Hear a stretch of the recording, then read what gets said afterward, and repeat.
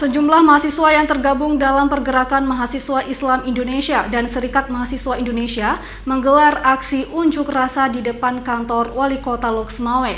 Mereka memprotes praktik pungutan liar lembaran kerja siswa LKS yang dilakukan sejumlah oknum dinas pendidikan. Dia itu juga bagian daripada keturunan.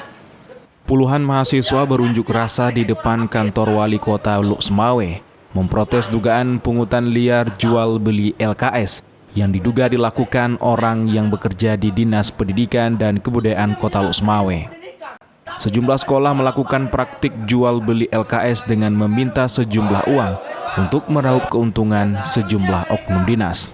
Mereka menilai praktik jual beli LKS yang dilakukan tersebut telah menyalahi aturan.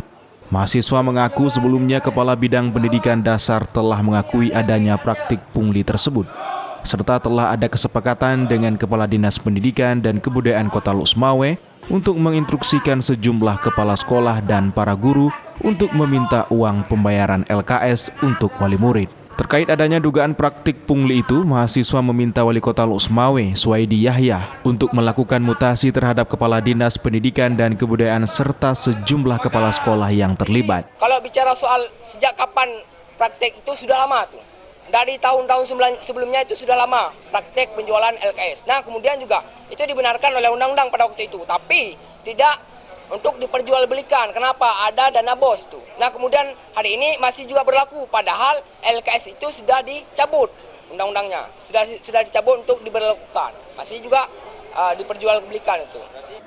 Sementara itu, Abdul Malik, Kepala Bidang Pendidikan Dasar atau Dikdas Dinas Pendidikan dan Kebudayaan Kota Loksmawe mengatakan, pihaknya tidak pernah mengarahkan kepala sekolah dan guru untuk memperjualbelikan LKS di sekolah baik itu SD maupun SMP. Menurut Abdul Malik, tuduhan mahasiswa terhadap dugaan praktik jual beli lembar kerja siswa tidak benar. Kami kita tidak pernah mengarahkan kepala sekolah dan guru untuk memperjualbelikan LKS di sekolah.